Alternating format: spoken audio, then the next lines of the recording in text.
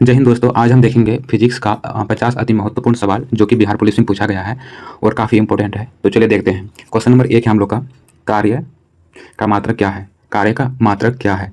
तो आंसर होगा ए, joule. Option है हम लोग का बिल्कुल सही है। कार्य का मात्रक ए है, मतलब जूल है। क्वेश्चन नंबर 2 है, प्रकाश वर्ष लाइट ईयर किसकी इकाई है? तो हम लोग का आंसर होगा 2 का बी, यानी कि दूरी। प्रकाश वर्ष दूरी का इकाई है। क्वेश्चन नंबर 3 है, ल्यूमेन किसका मात्रक है? ल्यूमेन किसका मात्रक है? तो 3 का आंसर हो जाएगा बी, ज्योति फ्लक्स। ज्योति फ्लक्स ल्यूमेन का मात्रक है। ये सारे सवाल पूछा गया है। तो है पास्कल किसकी इकाई है? पास्कल किसकी इकाई है? तो 4 का आंसर होगा बी, दाब। दाब की इकाई पास्कल है। क्वेश्चन नंबर 5 है हम लोग का, कैंडेला का मात्रक है। कैंडेला का मात्रक है, तो 5 का आंसर हो जाएगा डी, यानी कि ज्योति तीव्रता। ज्योति तीव्रता कैंडेला का मात्रक है। क्वेश्चन नंबर 6 पे चलते हैं। अदिश राशि कौन सी है? अदिश राशि यानी कि स्केलर क्वांटिटी कौन सी है? तो 6 का आंसर हो जाएगा ए, ऊर्जा। ऊर्जा एक अदिश राशि है। ऊर्जा एक अदिश राशि है। क्वेश्चन नंबर 7 है, रॉकेट किस सिद्धांत पर कार्य करता है? रॉकेट किस सिद्धांत पर कार्य करता है? तो 7 का आंसर हो जाएगा सी, संवेग संरक्षण। संवेग संरक्षण। क्वेश्चन नंबर 8 है, गुरुत्वाकर्षण के सार्वभौमिक नियम का प्रतिपादन किसने किया था? गुरुत्वाकर्षण के सार्वभौमिक नियम का प्रतिपादन किसने किया था? तो 8 का आंसर हो जाएगा ए, न्यूटन। न्यूटन ने गुरुत्वाकर्षण सार्वभौमिक नियम का प्रतिपादन किया था। क्वेश्चन नंबर 9 है, शुद्ध जल का घनत्व किस तापमान पर अधिकतम होता है? 9 का आंसर हो जाएगा बी, यानी कि 4 डिग्री सेल्सियस। ये हल्का सा मिस्टेक हो गया ये वाला, तो आप लोग देख लीजिएगा। तो 4 डिग्री सेल्सियस आंसर होगा, ठीक है। शुद्ध जल का घनत्व किस तापमान पर अधिकतम होता है? तो हो जाएगा 4 डिग्री सेल्सियस। क्वेश्चन नंबर 10 है, वस्तु की मात्रा बदलने पर क्या अपरिवर्तित रहता है? तो 10 का आंसर हो जाएगा डी, यानी कि घनत्व। वस्तु की मात्रा बदलने पर क्या अपरिवर्तित रहता है? तो 10 का होगा डी, घनत्व। 11 का आंसर हो जाएगा, सॉरी 11 क्वेश्चन है हम लोग का, हवाई जहाज से यात्रा करते समय पेन से स्याही निकलने लगती है क्योंकि क्योंकि वायुदाब में कमी होती है, ठीक है। क्योंकि वायुदाब में कमी होती है। हवाई जहाज से यात्रा करते समय पेन से स्याही निकलने लगती है क्योंकि वायुदाब में कमी होती है। क्वेश्चन नंबर 12 है, बैरोमीटर का पाठ्यांक अचानक गिरना किसका संकेत है? बैरोमीटर का अचानक पाठ्यांक गिरना किसका संकेत है? तो 12 का आंसर हो जाएगा ए, यानी कि तूफान। तूफान, ठीक है। क्वेश्चन नंबर 13 है, दूध से क्रीम निकालने की में कौन सा बल लगता है? दूध से क्रीम निकालने में कौन सा बल लगता है? तो 13 का आंसर हो जाएगा ए, यानी कि अपकेंद्रीय बल, जिसे बोलते हैं सेंट्रीफ्यूगल फोर्स। कभी कभी इंग्लिश भी दे देता है, तो आपको इस क्वेश्चन में खास करके इंग्लिश भी मतलब याद रखना होगा, ठीक है। दूध से क्रीम निकालने में कौन सा बल लगता है? तो हो जाएगा अपकेंद्रीय बल। क्वेश्चन नंबर 14 है, पृथ्वी के तल का प्लायन वेग, जिसका स्कैप वेलोसिटी कितना है? पृथ्वी के तल का प्लायन वेग स्कैप वेलोसिटी कितनी है? तो 14 का आंसर हो जाएगा डी, 11.2 किलोमीटर पर सेकेंड। 11.2 किलोमीटर पर सेकेंड होता है। क्वेश्चन नंबर 14 है हम लोग का, वर्षा की बूंद गोलाकार क्यों होती है? वर्षा की बूंद गोलाकार क्यों होती है? तो 15 का आंसर हो जाएगा, यानी कि पृष्ठ तनाव, सरफेस टेंशन के कारण वर्षा का बूंद गोल होता है। क्वेश्चन नंबर 16 है हम लोग का, ध्वनि की तीव्रता, जिसे बोलते हैं लाउडनेस, इंग्लिश में किस में मापी जाती है? ध्वनि की तीव्रता किस में मापी जाती है? तो 16 का आंसर हो जाएगा बी, यानी कि डेसिबल, ठीक है। ध्वनि की तीव्रता को डेसिबल से मापी जाती है। क्वेश्चन नंबर 17 है, सोनार। सोनार अधिकांश प्रयोग में लाया जाता है। सोनार अधिकांश प्रयोग में लाया जाता है। तो 17 का आंसर हो जाएगा डी, यानी कि नौ संचालकों द्वारा। नौ संचालकों द्वारा, ठीक है। क्वेश्चन नंबर 18 है, प्रकाश का वेग, एक सेकंड थोड़ा सा मिस्टेक होगी, ठीक है। प्रकाश का वेग अधिकतम किसमें होता है? प्रकाश का वेग अधिकतम किसमें होता है? तो 18 का आंसर हो जाएगा, यानी कि सी, निर्वात में। निर्वात में प्रकाश का वेग अधिकतम होता है। क्वेश्चन नंबर 19 है, आकाश का नीला रंग किसके कारण होता है? आकाश का नीला रंग किसके कारण होता है? तो 19 का आंसर होगा हम लोग का सी, परिकिरण। परिकिरण के कारण आकाश का रंग नीला होता है। क्वेश्चन नंबर 20 पे चलेंगे। क्वेश्चन नंबर 20 है, मिर्ग मरीचिका यानी कि मायरेज बनने के कारण क्या है? मतलब मिर्ग मरीचिका बनने का कारण क्या है? तो 20 का आंसर हो जाएगा हम लोग का, यानी कि बी, पूर्ण आंतरिक परावर्तन, ठीक है। टोटल रिफ्लेक्शन, टोटल रिफ्लेक्शन, एक सेकेंड, टोटल रिफ्लेक्शन, इसको भूल रहेगा इस थोड़ा, ठीक है, देख लीजिएगा। तो आंसर हो जाएगा पूर्ण आंतरिक परावर्तन। टोटल रिफ्लेक्शन, लाइट होना चाहिए ना, अच्छा देख लेंगे इसको। क्वेश्चन नंबर 20 पे चलते 21 पे चलते हैं। क्वेश्चन नंबर 21 हम लोग का दाढ़ी बनाने के लिए कौन सा दर्पण काम में आता है। ठीक है, दाढ़ी बनाने के लिए कौन सा दर्पण काम में आता है। तो 21 का आंसर हो जाएगा ए, अवतल दर्पण। दाढ़ी बनाने के लिए कौन सा दर्पण में काम आता है, अवतल दर्पण। क्वेश्चन नंबर 22 है, प्राथमिक रंग यानी कि प्राइमरी कलर्स कौन से हैं। ठीक है, प्राथमिक रंग कौन कौन से हैं। तो 22 का आंसर हो जाएगा ए, यानी कि लाल, नीला और हरा। लाल, नीला और हरा प्राथमिक रंग कौन कौन सा है, लाल, नीला और हरा। क्वेश्चन नंबर 23 है, सामान्य आंख के लिए स्पष्ट दृष्टि की न्यूनतम दूरी कितनी होती है। ठीक है, तो ये हो जाएगा 25 सेंटीमीटर। ठीक है, 23 का हो जाएगा 25 सेंटीमीटर। सामान्य आंख के लिए स्पष्ट दूरी की न्यूनतम दूरी कितनी होती है, 25 सेंटीमीटर की 25 सेंटीमीटर। अगला क्वेश्चन पे चलते हैं। अगला क्वेश्चन है, धूप के चश्मे की क्षमता कितनी होती है। तो 24 का आंसर हो जाएगा ए, 24 का आंसर हो जाएगा ए, 0 डायोप्टर। धूप के चश्मे की क्षमता कितनी होती है, 0 डायोप्टर, 0 डायोप्टर। क्वेश्चन नंबर 25 पे चलेंगे। बिजली के बल्ब का फिलामेंट किसका बना होता है। बिजली के बल्ब का फिलामेंट किसका बना होता है।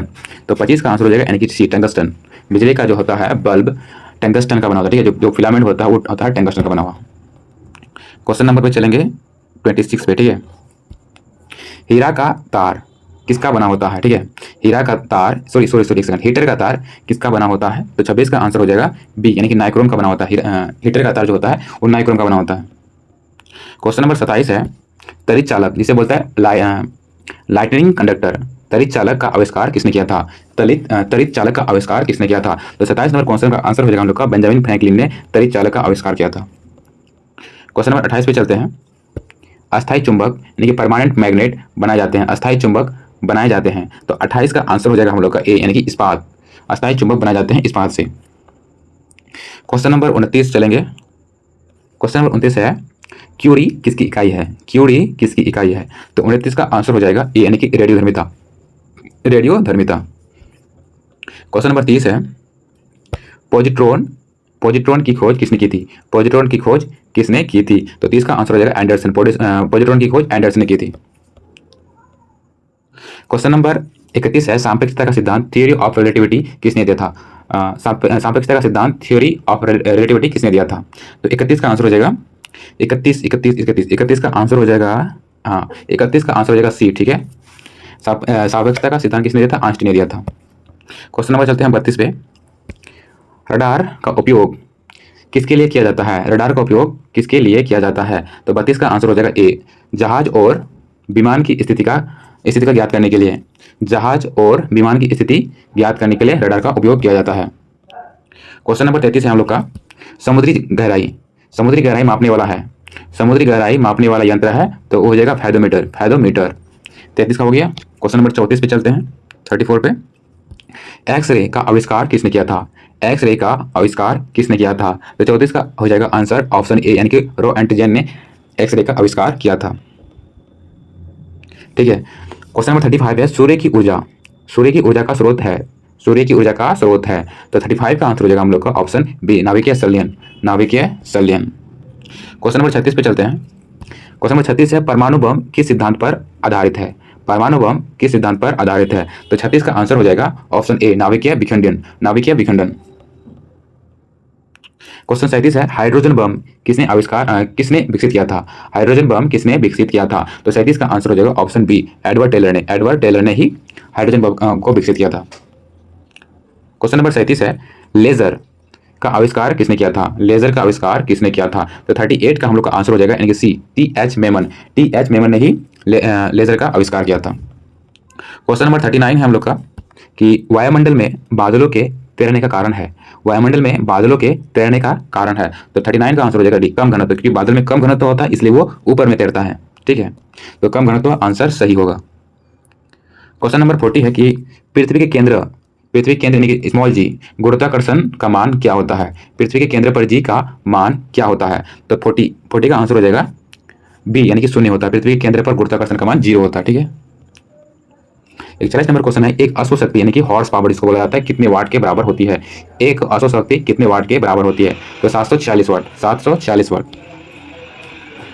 क्वेश्चन नंबर 42 है हम लोग का, पायरोमीटर का उपयोग किसे मापने में किया जाता है। पायरोमीटर का उपयोग किसे मापने में किया जाता है। तो 42 का आंसर होगा ऑप्शन ए, उच्च ताप। पायरोमीटर का जो होता है ये उपकरण, यह एक उपकरण है जिसका उपयोग उच्च तापमान को मापने के लिए किया जाता है, जैसे कि हो गया सूर्य का तापमान। ठीक है, क्वेश्चन नंबर 43 पे चलते हैं। रेफ्रिजरेटर में खाद्य पदार्थ ताज़ा रखने हेतु सुरक्षित तापमान है। ठीक है, रेफ्रिजरेटर में खाद्य पदार्थ सुरक्षित रखने हेतु सुरक्षित तापमान है। ठीक है, तो 43 का आंसर हो जाएगा ऑप्शन ए, यानी कि 4 डिग्री सेल्सियस। यहाँ भी थोड़ा सा मिस्टेक हुआ है, तो ये हो जाएगा 4 डिग्री सेल्सियस। ठीक है, 4 डिग्री सेल्सियस में। क्वेश्चन नंबर 44 पे चलेंगे। प्रकाश का वेग सबसे पहले किसने मापा था? प्रकाश का वेग सबसे पहले किसने मापा था? तो 44 का हो जाएगा बी, रोमर ने। प्रकाश का वेग को सबसे पहले रोमर ने मापा था। क्वेश्चन नंबर 45 है। इंद्रधनुष के मध्य कौन सा रंग दिखाई देता है? इंद्रधनुष के मध्य में कौन सा रंग दिखाई देता है? तो 45 का हो जाएगा ऑप्शन सी, हरा। हरा, ठीक है, इंद्रधनुष के मध्य में हरा रंग दिखाई देता है। क्वेश्चन नंबर 46 है। शुष्क बर्फ जिसे ड्राई आइस को बोला जाता है क्या है? शुष्क बर्फ ड्राई आइस क्या है? तो 46 का आंसर हो जाएगा सी, ठोस कार्बन डाइऑक्साइड, यानी कि CO2। ठीक है, CO2 को ही शुष्क बर्फ बोला जाता है। क्वेश्चन नंबर 47 है। ट्रांसफार्मर का प्रयोग किस लिए किया जाता है? ट्रांसफार्मर का प्रयोग किस लिए किया जाता है? तो 47 का आंसर हो जाएगा सी, वोल्टेज जो होता है, वोल्टेज कम या ज़्यादा करने के लिए, वोल्टेज कम या ज़्यादा करने के लिए ट्रांसफार्मर का उपयोग किया जाता है। क्वेश्चन नंबर 48 है। ध्वनि तरंग किसके कारण प्रतिध्वनि यानी कि इको उत्पन्न करती है? ध्वनि तरंग किसके कारण प्रतिध्वनि यानी कि इको उत्पन्न करती है? तो 48 का आंसर हो जाएगा ऑप्शन सी, यानी कि परावर्तन के कारण इको सिस्टम उत्पन्न होता है। ठीक है, क्वेश्चन नंबर चलेंगे 49 है हम लोग का विद्युत प्रेस का आविष्कार किसने किया था? विद्युत प्रेस का आविष्कार किसने किया था? तो 49 का हो जाएगा हेनरी सिली। विद्युत प्रेस का आविष्कार किसने किया था? हेनरी सिली में किया था। क्वेश्चन नंबर 50 है। ये जो है, ये वाला क्वेश्चन का आंसर आपको कमेंट में देना है कि क्वेश्चन क्या है। 1 किलोग्राम राशि का वजन यानी कि न्यूटन में कितना होता है? 1 किलोग्राम राशि का वजन न्यूटन में पूछ रहा है, न्यूटन में कितना होता है? ठीक है, तो इसका आंसर आप कमेंट में जरूर बताइएगा, और वीडियो कैसा लगा कमेंट में जरूर बताइएगा। वीडियो को पूरी देखने के लिए धन्यवाद।